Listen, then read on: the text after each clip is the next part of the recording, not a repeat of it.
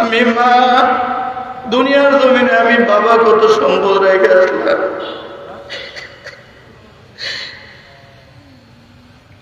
আমি মা কত আদর করে তোকে লালন পালন করলাম।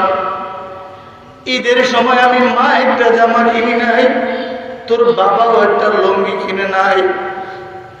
তোর বাবার টাকা দিয়া লুঙ্গির টাকা দিয়া তোকে আমি পাঞ্জাবি কিনে দিছি।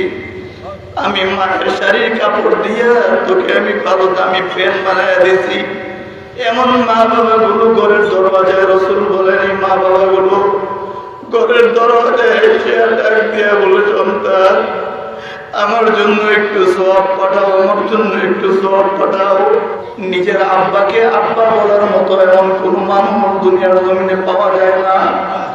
বাজারে কত মানুষ দেখা যায়, ওই মানুষগুলোর মধ্য থেকে একটা মানুষকে আব্বা বলে ডাক দেওয়া যায় না। কত মানুষ দেখা যায় নিজের বাবার মতো একটা মানুষ এই হাতের মধ্যে জড়াইয়া ধরে না, দইরা একবারও জিগায় না কি খাইছো কি খাইবা। দুনিয়ার কত মানুষ দেখা যায় কোন মানুষ একবার এসে বলে না, ফোন দিয়ে এই কথাটা জিগায় না, আব্বা তোমার শরীরটা ভালো নি, আজকের দুপুরের খানা খাইছুনি। الذين يؤمنون بالغيب ويقيمون الصلاة ومما رزقناهم ينفقون।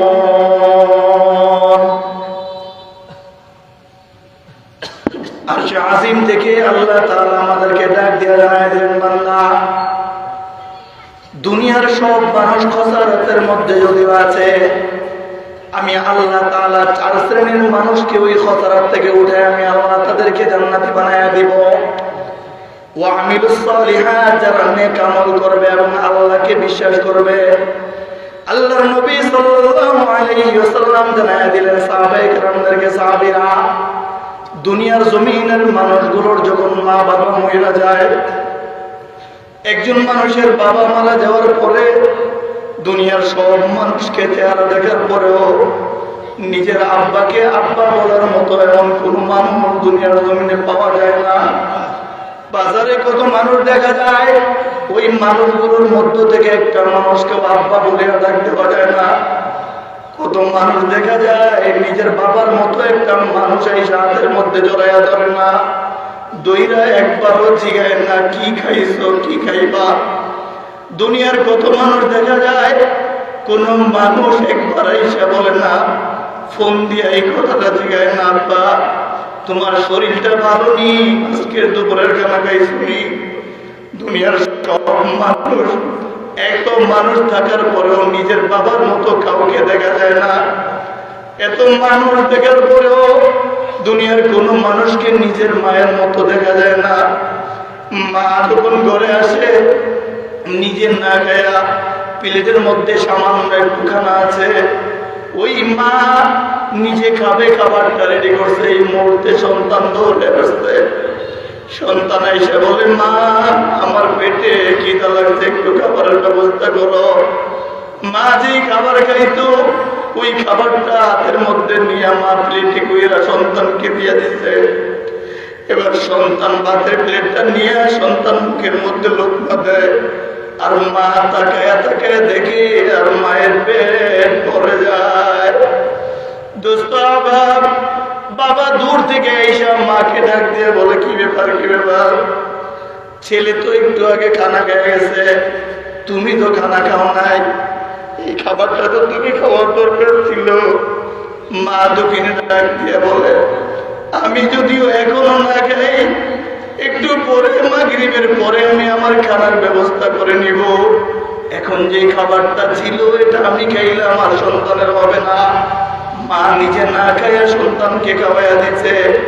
ও দোস্ত, আবার এমন মা বাবা যারা দুনিয়ার জমিনের মধ্যে নাই, এমন বাবাকে যারা রেখে আসছে, এমন মাকে যারা কবরের মধ্যে রেখে আসছে, দোস্ত আবার চোখগুলো বন্ধ করে দাও, দিলের কান লাগায় একটু শোনো। এমন মা বাবাদেরকে যারা রেখে আসছে, আল্লাহর নবী সাল্লাল্লাহু আলাইহি ওয়াসাল্লাম বলেন, ওই মা বাবা গুলো প্রতিদিন এই সন্তানদের দরজার মধ্যে আইসা দাঁড়ায় থাকে আর বলে, সন্তান আমার জন্য কিছু নেক আমল পাঠাও, আমার জন্য একটু নেক আমল পাঠাও। আমি মা দুনিয়ার জমিনে আমি বাবা কত সম্পদ রেখে আসলাম,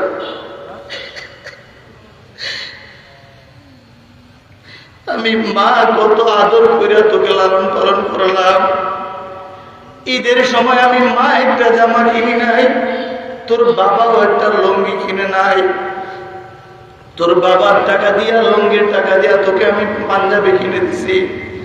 আমি মায়ের শাড়ির কাপড় দিয়া তোকে আমি ভালো দামি ফ্যান বানায় দিছি।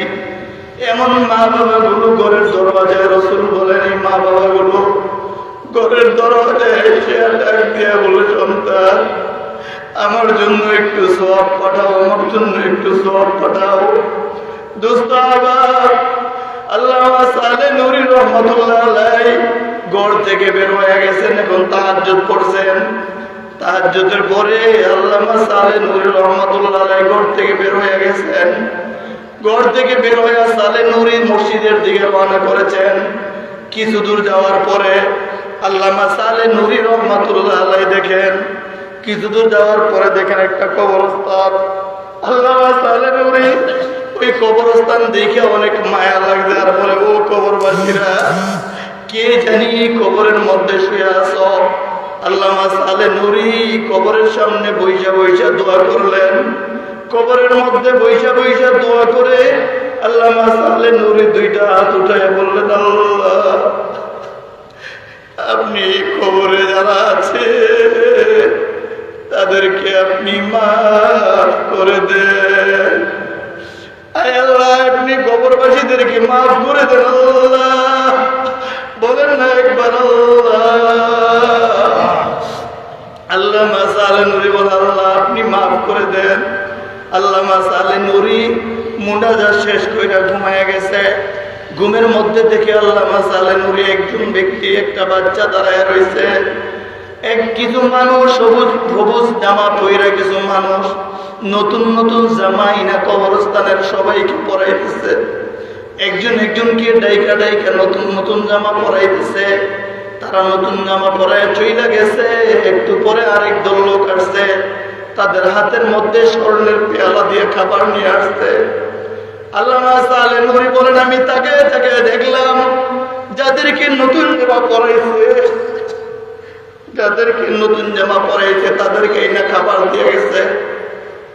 আল্লামা সালেহ নূরী বলে, আমি দেখি পাশের মধ্যে একজন মানুষ দাঁড়ায় রয়েছে, তার খাবারের ব্যবস্থা নাই। আমি ডাক দিয়ে বললাম, কি ব্যাপার, আপনার কেন খাবারের ব্যবস্থা নাই?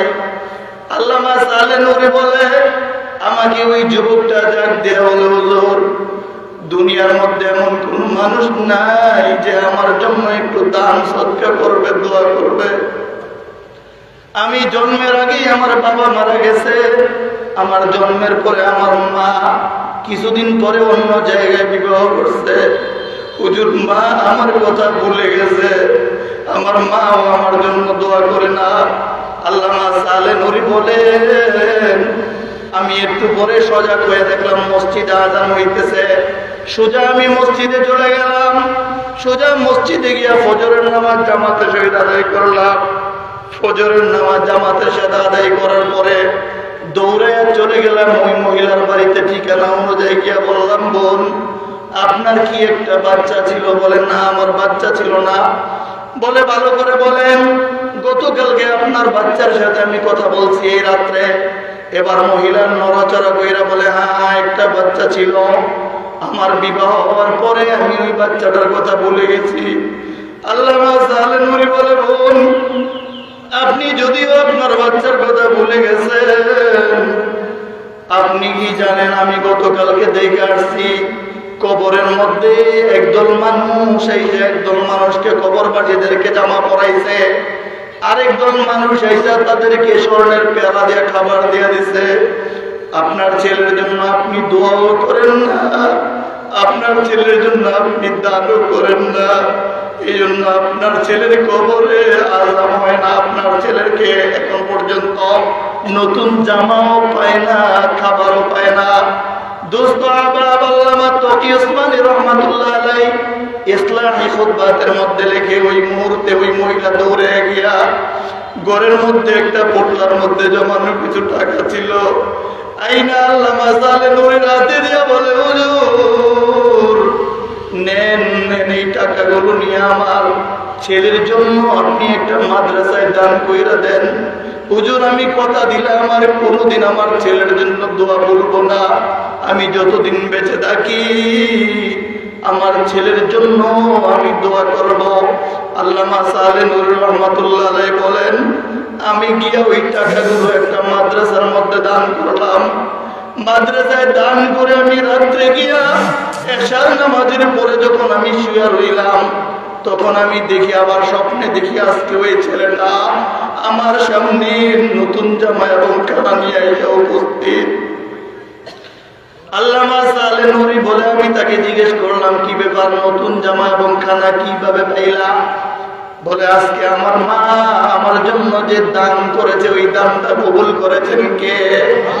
জোরে আওয়াজ দিয়ে বলো না আল্লাহ, আর একটু আওয়াজ দিয়ে বলো না আল্লাহ, আর একটু চোখের পানি না চাইরা বলো না আল্লাহ। দোস্ত আহবাব আল্লামা সালে নুরি বলেন আমি ছেলেকে জিজ্ঞেস করার পরে বললো হুজুর আমার মা যে টাকাগুলো দিয়েছিল আপনি যেগুলো দান করেছেন ওই দানগুলো আমার আল্লাহ কবুল করেছেন। আমার মা এখন নামাজ পড়ে আমার জন্য দোয়া করে। হুজুর আমার মার দোয়া এবং দানের কারণে আল্লাহ তাআলা জান্নাত থেকে জান্নাতি খাবারের ব্যবস্থা, জান্নাত থেকে জান্নাতি পোশাকের ব্যবস্থা আল্লাহ তাআলা আমার মায়ের দান এবং দোয়ার কারণে করে দিয়েছেন। ও দোস্ত আবার হাতে পায়ে ধরে বলি কার জানি এমন মা নাই, কার জানি এমন বাবা নাই। নামাজের পরে আমরা হাত উঠে বলি আল্লাহুম্মা রাব্বির আনহুমা কামা রাব্বায়ানি সগীরা। বলেন না একবার, একবার বলেন না আল্লাহুম্মা রাব্বির আনহুমা কামা রাব্বায়ানি সগীরা। আল্লাহুম্মা রাব্বির আনহুমা কামা রাব্বায়ানি সগীরা। ও দোস্ত আহবাব এজন্য এই মা বাবাদের জন্য আমরা দোয়া করবো তো ইনশাআল্লাহ? বলেন না ইনশাআল্লাহ?